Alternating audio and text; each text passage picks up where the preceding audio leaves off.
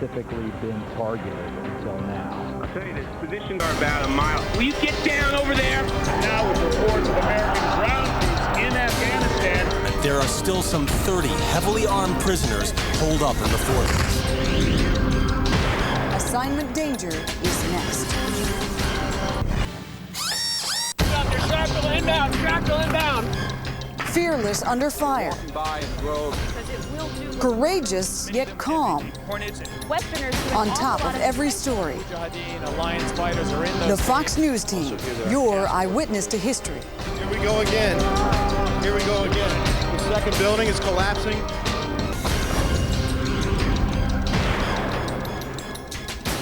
Welcome to Assignment Danger. I'm Linda Vester. You all have made Fox News Channel the #1 24-hour cable news network. And the secret to our success? Well, it's no secret. It's the folks who go out and chase down the news stories. In the next hour, our correspondents, producers, and photographers will tell you the real deal about what they've faced at home and abroad, covering the biggest stories in the headlines. First, we take you back to September 11th. We're taking a time out, plus a preview of the very latest fall TV shows. You're watching Fox Friends. We're nuts about nuts. It was a beautiful day. It was a warm end of the summer day. Top story. Yeah. Garrett Condit still. It was around 8:05 a.m. on September 11th, and American audiences were still being inundated by the media about the Gary Condit, Chandra Levy story. There's been some suggestion Chandra Levy may have been pregnant. Basically, we're in our editorial meeting that we get into around 8:30. All the bureaus from across the country, all the Fox bureaus are on. In addition to the continuing coverage of Chandra Levy's disappearance, a famous sports celebrity was about to break some good news that day. I was standing on the set of Fox and Friends, waiting to talk to Brian Kilmeade during a break. We were about to start doing live shots for Michael Jordan, whose imminent return was expected the next day. It was just a regular schmegular day, yeah. I was just walking into the studio that day. I started my day at Bryant Park at a fashion shoot. Liz Lang has got something a little extra. It was for a fashion shoot that was catering to pregnant women. I had an early morning shoot. We were working on another story. I think we were doing a special on UFOs. I was supposed to meet Rick Fulbaum, and I was getting into location, unloading my gear. I wear this little wireless IFB, we call it, a thing in the ear that allows the producer in the control room to talk to me. And I heard this very urgent voice get in my ear and say, "John Scott, Studio B, now!" And as we finished up the editorial meeting, we realized something was not right down at the bottom of Manhattan. Our senior producer, he says, just had a plane crash into the World Trade Center. And for that moment, everything just stopped. My pager started going off. My pager went off. I got a phone call from my father in Chicago. It said, "A plane has hit the World Trade Center. Please call the desk immediately." He said, an airplane just hit one of the trade towers. I said, "You're joking." He said, "No, I'm serious." And it was from a girlfriend. My girlfriend works in the World Trade Center. She said she heard a loud explosion, and she looked and saw a bunch of debris fall past her window onto the street below. And it was just a minute or two later that we got the pictures up from the helicopter. I saw my bureau chief, Jay Wallace, just get down there. There's a satellite truck on site. It was strange. It's like sending someone into, something where they could potentially die. We just saw another one. Another plane just flew into the second tower. I was very conflicted because as a reporter and a journalist, I knew it was my job to go there, but as a person, I was scared to death. The adrenaline's pumping, and the goal was to get there as quickly as possible, as safe as possible. The quickest way to get downtown is the subway. I hoped that there wasn't gas attacks or bombs on the subways themselves. Driving through red lights and being in line with emergency vehicles. But as soon as we hit the West Side Highway, we had our first look at the towers. The closer we got, the clearer it became that there was a hole in this building. And that's when we all sort of said, "Oh my God." The very first thing we did was we got some establishing shots. I got close to the tower and was shooting it, but it was so tall that I had to keep backing up. to get a better shot. And when I got the first tight shots, I realized what was happening up at the top. People start shouting, they're jumping. And I look up just in time to see someone leap from what must have been the 108th floor. I just do not believe this is happening. This is ridiculous. Please stop jumping. They really must have felt like they had no other choice. That decision that they made remains for me the most horrifying part of the whole tragedy. I realized there were jumpers and people lining up in the window wells, and I shot the first two that I saw and then turned off my camera because I was overcome with emotion, actually. You're conscious of what's happening, but it's sort of, looking through the viewfinder is sort of an insulator. It's black and white. It's not color. You heard people screaming, the Pentagon was hit, because we didn't have any of this information. Our pagers weren't working at that point. Our cell phones were not working at that point. We had absolutely no contact with our news desk. We were probably at the first live report from the ground. Rick Leventhal.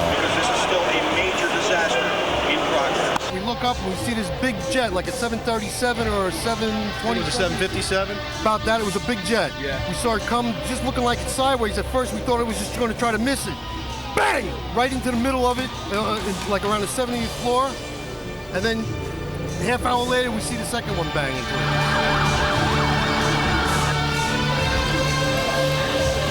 At one point, though,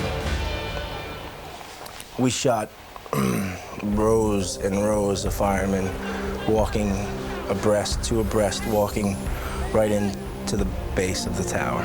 And they were all looking up with dread and fear in their eyes. And what will stick in my mind is seeing their faces, looking up at the tower and knowing that it was going to be bad. Nothing could prepare us for what we saw. Oh, there it goes, there it goes, there it goes! But the horror from that day was far from over. This Fox News special will continue after a short break. Assignment danger. Millions of people witnessed the terror attacks of September 11th on television.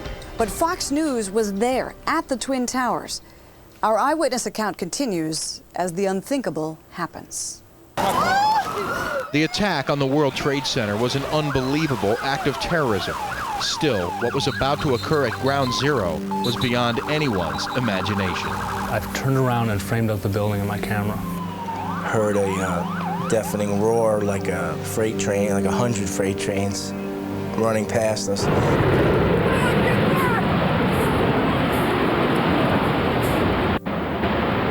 The tower coming down. And I remember watching that building collapse in my viewfinder. Which couldn't, to this day, can't believe happened. This immense building, like a waterfall cascading down. Oh my God! Oh my God, Rick! Oh my God. There's been a huge explosion. Everyone's running in the other direction.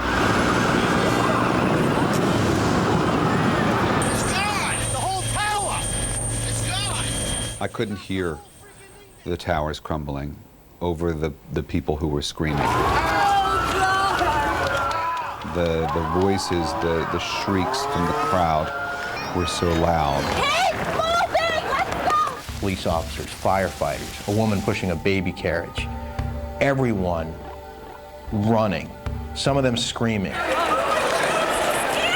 Cops yelling, "Get out of here, run." Hey, let's go! And behind them was this 300-foot tall mushroom cloud of dust and debris and stuff just rolling up Church Street. A wave of motion coming towards us from south. Rick Leventhal was doing the live reporting. It's unclear what happened, if the tower collapsed or what, but I think we better get out of this mess, dude. We jumped in the truck with the camera. Get in. And at that point, there was so much smoke and dust billowing in, I just jumped out and put the camera on the ground. And immediately just was choking on all the dust that was in the air.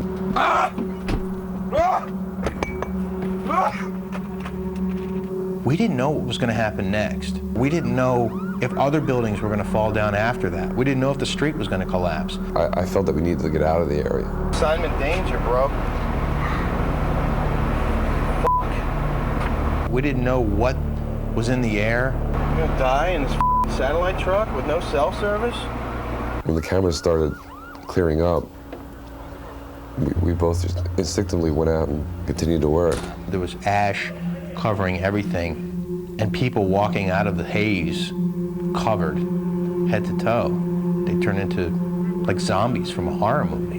And I just started reporting. I stood in the building for a couple of seconds, and then all of a sudden the building started filling up with smoke. And I started talking to anyone who seemed able to talk to me, who seemed, you know, willing, who seemed coherent. How many people would you say were on the ground when the building exploded or collapsed? Law enforcement, over in that corner there, I don't know, there might have been 100, 150, I don't know. Yes, I was in danger. How much danger? Negligible compared to the people in the building. Just thank God I'm alive. Or all the firefighters, police, and EMTs that are surrounding the bottom of the building. I was in no danger at all compared to them. Everything came down. Couldn't see, couldn't breathe. It's terrible. I never seen nothing like it. How close were you to the building when this I was in front of the door of 5 World Trade Center, evacuating the people out of the building. We got a lot out. Then it just blew. When the second tower fell, all right, here we go again. I wasn't nearly as scared. The building is collapsing. At that point, I was like, okay, I know that when the tower's going to come down. We do need to put it down now. I think we need to put it down now. Here we go. There's going to be a big cloud of smoke, and it's going to pass by. Covered earthquakes, hurricanes. Obviously, never anything like this. But I wasn't going to leave.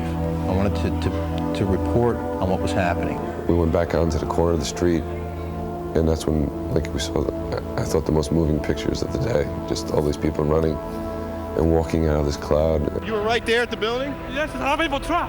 Covered and just dazed and confused and bloody and crying. I remember that at one point on the West Side Highway, the first wave of fire trucks and firemen who had been down there and who had escaped. These are firefighters who responded to a search call right after the second explosion. We felt like we had been through hell. These guys had literally been there. They were bloodied and they were covered from head to toe in soot. It was horrible inside, I tell you. After the second plane, we were in the south tower, and then we were in the lobby. We were getting ready to go up to the upper floors, and there was an explosion. We started running for cover, and we made it. Neither one of us made it to the door, right? But after the dust lifted, there was sunlight, so we walked across the light. So many people lost their lives that day. Listen, we lost a lot of friends today, okay? So many people became heroes that day for what they did. We're doing a search. There's hundreds of people under that debris. In the face of that disaster, in the face of that attack. And that gave me a lot of strength, seeing those heroic acts. You never imagined it'd be like this. No way it'd be like this. As far as worst case scenario. This is the worst case scenario. I don't think it could be any worse than this. This is an act of war. This is war. This should be war. The world will never forget the innocent victims and the brave heroes who died trying to save them. We all still grieve for their families. Next up, Fox News ships out overseas to cover Operation Enduring Freedom. Operation Enduring Freedom began just weeks after the 9/11 attacks, and we quickly dispatched our Fox News teams to cover all fronts overseas. Getting to the story wasn't easy, and avoiding danger, well, that was nearly impossible. Here's correspondent Jonathan Seri. Alliance soldiers battle pro-Taliban fighters in northern Afghanistan. We knew our assignment in Central Asia involved risk. Our journey started in neighboring Uzbekistan, which kept tight control of its southern border. These Uzbek forces have spent the past days strengthening this fence. This is added protection in case the Taliban were to launch a full-scale invasion. Behind this fence is the Amu Darya River, and on the other side of the river is Afghanistan.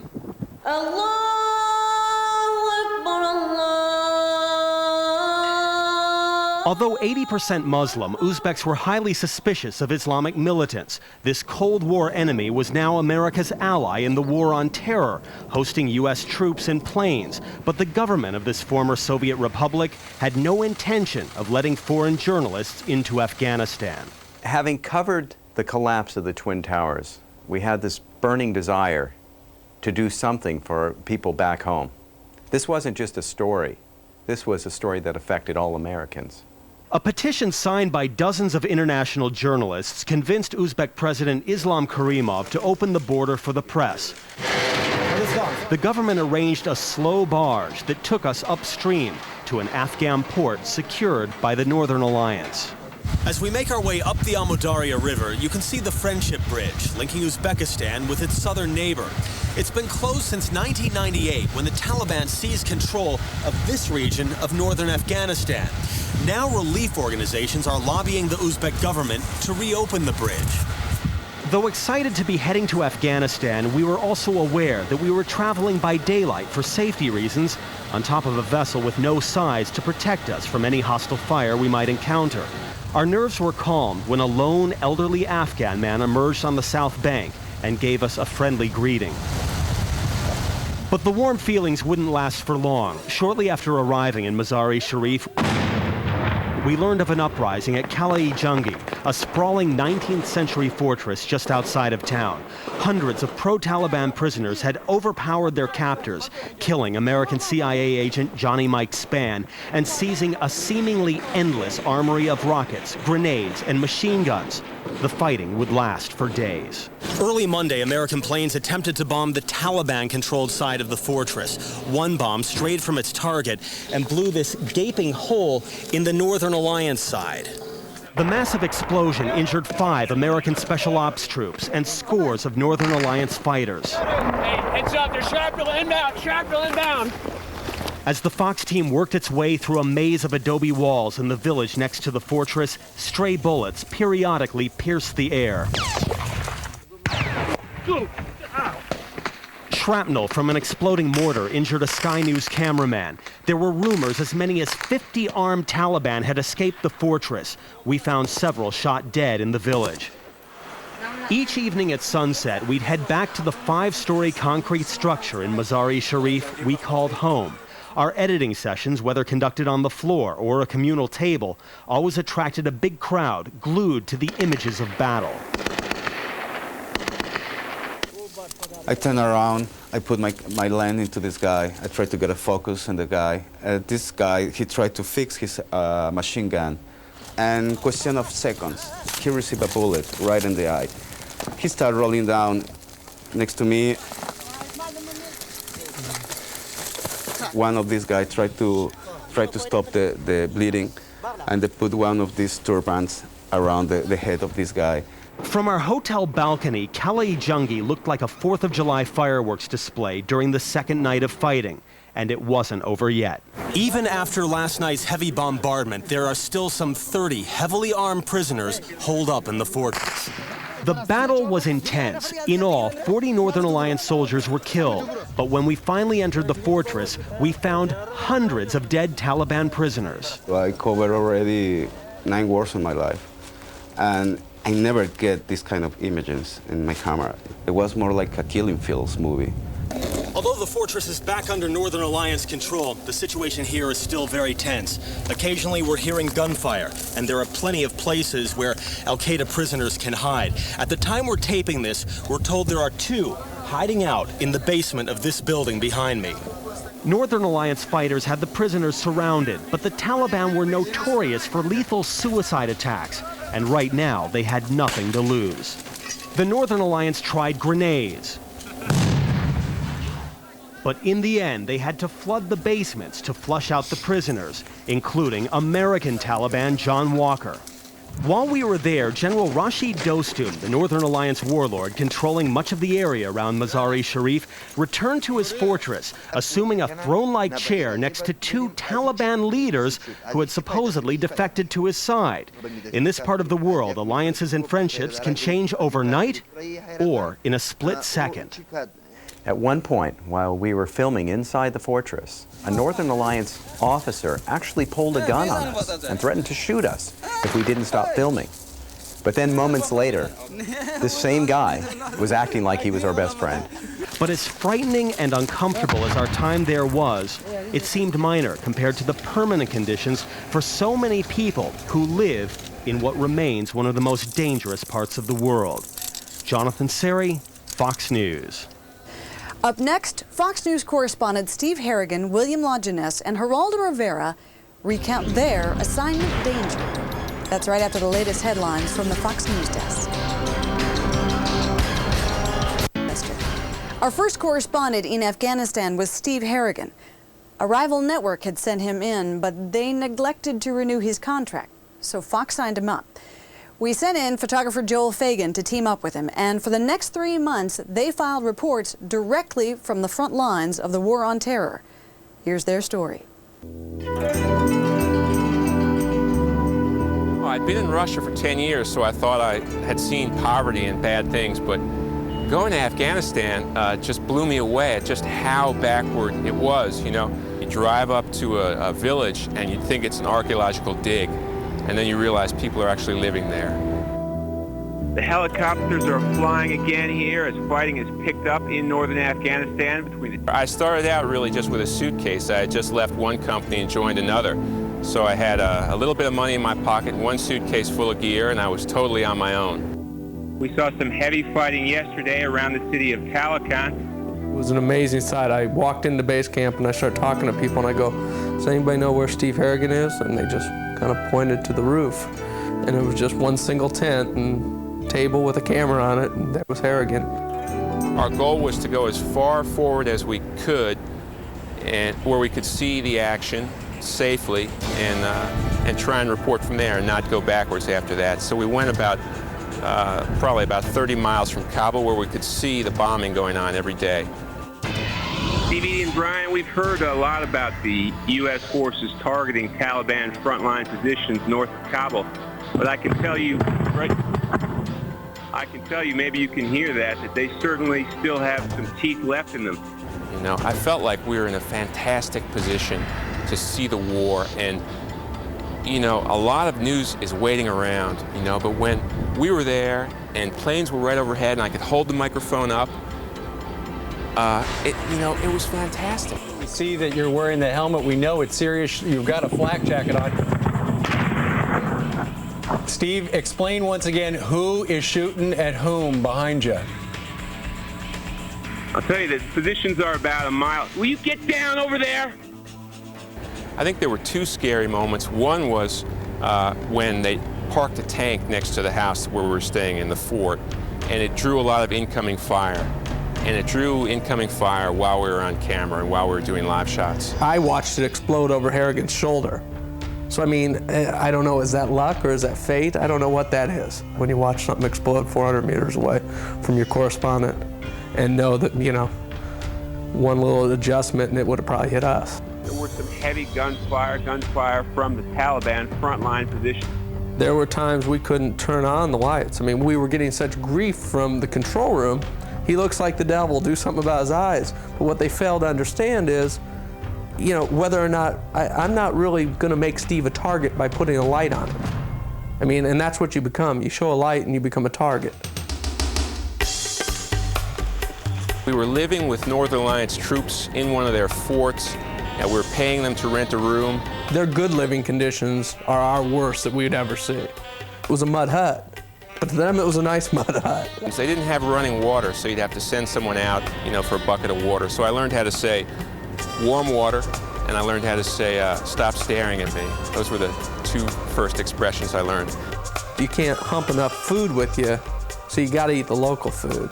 So you eat with what the soldiers are eating, and you know, it's rice and beans, rice and beans, rice and beans, rice and beans. And I think that was a huge reason why I think we were accepted, because we would sit with these soldiers and drink chai, drink their tea with them, learn their customs, and they'll accept you. On the trip south, we drove through the mountains for about 3 days to get there. We drove night and day to go south because you had to go around all the Taliban. The Taliban were still in control then. The other bad moment was in the South, where they really didn't like us. You had to cover up. So I was in a Jeep most of the time, covered with a shawl so they couldn't see my face. And even though there probably wasn't a whole lot of danger, it can make you paranoid driving around like that. You're in a hot Jeep with the windows rolled up and you're completely covered, or you throw a blanket over your head. You know, even if there's nothing there dangerous, it can make you a little bit nutty.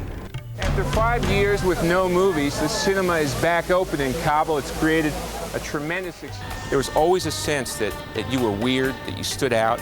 And whenever you stopped on the street to do a stand-up or anything, you were immediately surrounded by hundreds of people. We have the owner here, a man who used to secretly sell televisions while really selling. Numerous times we had guns pointed at us. Numerous times.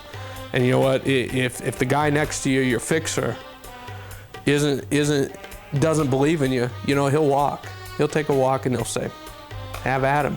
We're in Kandahar City. We're actually in what used to be Mullah Omar's house. That house came pretty close on the way out. When we were done with our last interview with Hamid Karzai, their last live shot, we're trying to get out of the country.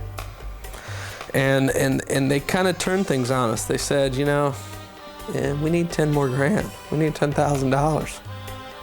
You know, a lot of people travel this road and don't make it. You guys need to fork over about 10 grand. Steve said, no, don't got it.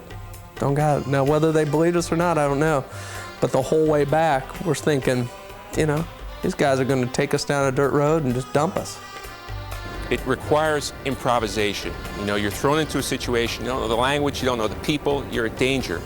So it's a tremendous challenge. You know, and you do it right with somebody, and you do it better than everyone else around, it's great. And that's what you're looking for. You're looking to kick everybody's butt on the story, to watch the greatest thing happen, to show it to the world, and to tell the story, and to do it calmly, to keep your cool. That's what you're looking for. It doesn't come around all the time. We gave Steve Harrigan and Joel Fagan a few weeks to rest up back home. Then they went straight back to the front lines. In fact, they continue reporting from there. Next up, correspondent William LaJeunesse in the middle of demonstrations in Pakistan as thousands of people around him were chanting, "Death to America."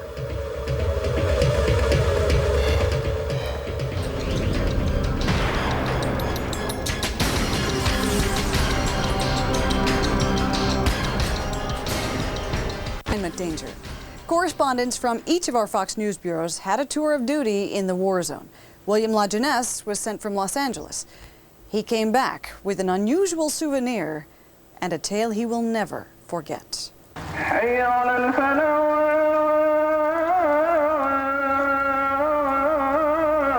William LaJeunesse in Jalalabad, from which those 4 journalists were killed.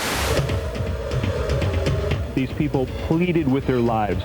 They were beaten with rocks. They were pummeled with gun butts from men who allegedly said they were from the Taliban seeking revenge. I don't think anything's going to happen to you. I mean, if you did that, you wouldn't get out of bed in the morning. You wouldn't go out. Oh my God, I could get hit. To me, it's an adventure. And you deal with it when you get there. What I found was Pakistanis disliked America.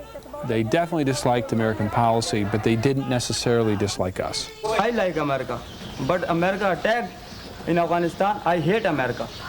I don't go to America. Part of me was, I was there to report for American viewers and try to make Americans understand what Pakistanis thought. The other half of me as an American wanted to make them understand what we were doing and why we were doing it. Osama bin Laden, he's already wanted for crimes in the United States, and the Taliban would never give him up. America is claiming that, but they have not proved it so far, no? It was kind of frustrating because you go, I'm not getting through to them. And then you step back and you go, that's not my job to get through to them. But you wanted to because you're an American and you felt that we were right. America like to be democracy. We don't like the democracy. We people are, we must be fight. America is, Afghanistan is not alone. There are 3 million Afghan refugees already in Pakistan. This is a refugee camp near Islamabad. And as much as I have tried to tell them that America is not the enemy of the Afghan people, that we are after bin Laden and the terrorist network, they don't believe it. I remember going to one refugee camp. The elders of the camp said, you know, you shouldn't be here. It's not safe. It's dangerous or whatever. We said, well, the heck with it. We got to go talk to these people because, I mean, the viewer wants to know, what the heck they think. So it's our job to go in there and get it. Violent, deadly demonstrations have erupted. They got wild, and I mean, I broke ribs two times in those demonstrations. Some of it from just being, running and jostle around. Another time, just an accident where the street gave way under me. Several buildings were burned. A police station was destroyed. It's like a force of nature. You can feel when you're at a concert and you feel the boom, boom, boom, boom, boom.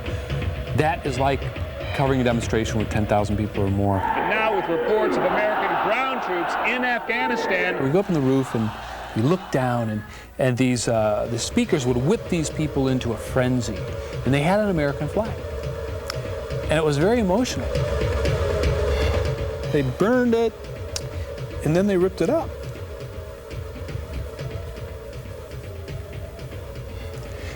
So after it was over, I went down, and this is the parts of the flag that I picked up off the street in Peshawar. After waiting and waiting 2 months to get into Afghanistan, this was the day that we finally drove in, praying that we're going to make it through and that the Pakistani army doesn't stop us, because God only knows if that occurred, how long we'd be held up, what would happen to us, would we ever make it to Afghanistan.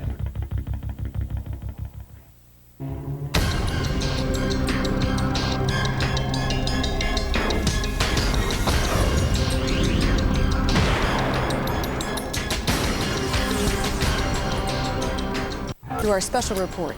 We'll pick up where we left off. As Fox News correspondents were crossing the border into Afghanistan, danger was their welcome. Back now to William LaJeunesse and his story.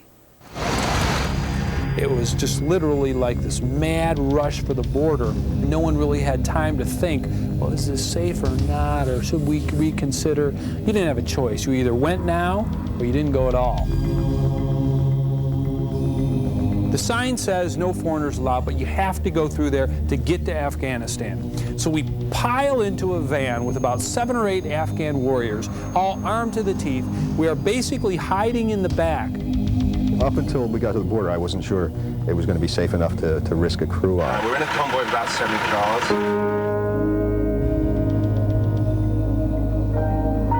The guards stop our vehicle, they pull out the driver, they hit him with sticks, they pull Ed out, they hit him with sticks, they open our van, we're forced to get out, there's this huge screaming match ensues.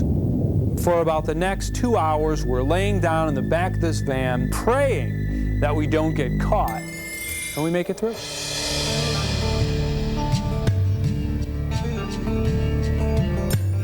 As soon as we got across the border, I think the first thing was that these anti-aircraft guns started to open up, and we thought it might be us, and it turned out it was celebration. These people are cheering because the Americans have come, and old Afghan fighters have come to liberate them from the Taliban.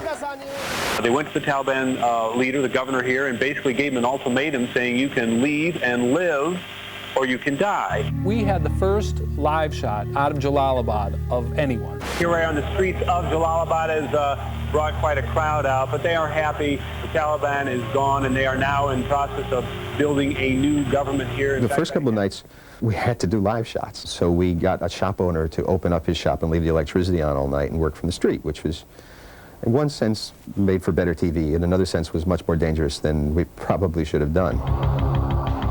Suddenly, out of nowhere, 3 or 4 carloads of Afghan soldiers show up, and they confront us. We think we're going to lose our gear, we're going to get beat up, we could get shot. There's no security around, there's no one around for miles. And suddenly, out of the doorway, or out of the shadows, the 2 security people who were with us, they didn't even have guns at that point. And they say 1 or 2 words to these guys, and they all disappear. The bottom line there is it really depends on who you're allied with. Who is your warlord? Who is the guy that will vouch for you? Whose warlord has more guns? It isn't what you know, it's what you don't know. And as you proceed on any given day, you assume everything's going to be fine, but suddenly things get bad to worse very quickly. Some people said there were 3 bodies, some people said there were 4 bodies lying on the side of the road. 4 men, 1 woman watched as the cars that brought them left them behind on a lonely mountain, winding road in a foreign country. That's when the first shots were fired. You got to understand, it's kind of a life check or reality check on some of these things. Fox's William Lajeunesse live on the video phone. We got an exclusive look inside their regional command center. It is a new day and a new era here in Jalalabad. It was a reporter's dream. I mean, here you're witnessing history. This is the fall of a country and the rebuilding of that country and the reclaiming of its cities. This was something I'll never forget. Straight ahead, snipers on the front lines in Afghanistan target one of the newest members of the Fox News team. Correspondent Geraldo Rivera. Craig, where are you? Craig Rivera! We have never specifically been targeted until now.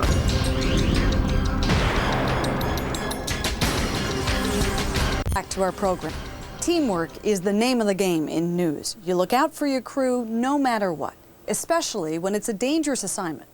For Fox's war correspondent, Geraldo Rivera, the team was literally a band of brothers.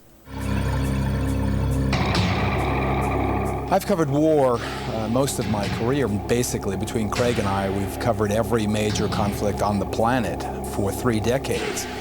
However dangerous the coverage has been, we have never specifically been targeted until now. I've gotten a lot of attention for the first of the sniper rounds because it passed so close that my body microphone picked it up quite clearly. Oh! What people don't realize is that my brother Craig was shooting the video. That was the first of 3 occasions where we had near misses. Geraldo was doing his stand-up, and as we were standing there, we suddenly heard bullets whizzing by our head. It can't last much longer. It can't last much longer. Their backs are literally to the wall. They can keep sniping, they can put up a fight, but they've got no place else to go. I think there's a very good chance that Geraldo was targeted. Afghan fighters standing within yards of us, walking around the front lines, not being shot at, and we were being shot at. They were trying to knock our heads off. Craigie! Craig, where are you? Craig Rivera! You know, he's wearing his black cowboy hat, and he's got the mustache, his very distinctive looks. Some of the later incidents, the bullets were much closer. And I could only tell because they got much louder, and I could actually feel them going by my head. I thought that hit you. That was so close. Oh, Jesus. You never knew where the enemy would come from. It was an incredible adrenaline rush. Quick, go, go, go, go, go, go, go, go, go. Go, go, go. Come on, Greggy. Down here. Here, down, down, down. You're looking at the first pictures of the very recently liberated town of Kunduz. The city is swarming, as you can see, with soldiers. Now remember, this was Taliban territory. Very often the enemy were defeated Taliban or Al-Qaeda fighters, so angry, so filled with rage at the West, still heavily armed and desperately in need of money also, and they understand that Western reporters travel with a lot of dough. I felt that danger and death could come really from any quarter. They are still so close to this position that we can hear Arabic being spoken over the short-range walkie-talkie. My gravest, most profound disappointment was not actually being there when Osama bin Laden was captured, or indeed not being able to report the capture or death of this mass murderer. My second and much lesser disappointment was that there were not, you know, the Flintstone Afghanistan caves. You didn't have bowling alleys and movie theaters or entrances where trucks could enter and exit at the same time. That just was not the case. I just figured I had to go in and see for myself what the hell was inside those things. So I wondered constantly about booby traps. I wondered constantly about, you know, the kind of holdouts that we found among the Japanese troops in Iwo Jima and places like Guadalcanal. Blasting Japs fortified in caves. I worried about all those things. Fox was among the first to find the caves. We were certainly the first to go in the caves. Basically, what they did was carve places out of the mountains, some for residence, some just to protect them from bombing, others for the storage of ammunition, food, that kind of thing. It was very, very, eye-opening on the one hand, very ominous on the other, and very different than anything I had experienced.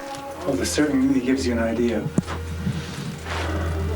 how they've carved into these mountains. If you can kill 3,000 men, women, and children, if you can attack civilians on a plane and cut throats of stewardesses and then aim your aircraft into the middle of the bosom of people living a tranquil civilian life, then you can do anything. Prior to September 11th, the rap has been, or was, that the American people aren't interested in foreign news. The American people understand now that what happens over there can have a very direct impact, sometimes very, very negative impact on life here. Thanks for tuning in this hour for Assignment Danger. All of us here at Fox News, not just those of us you see on camera, are working really hard to get you the very latest from the front lines in the war on terror. And you've rewarded us by making FNC the #1 24-hour cable news network in America. We're grateful. Thank you. In fact, we invite you to become a Fox fan. Find out how by going on foxnews.com. I'm Linda Vester. Next up, today's top news headlines. Good evening.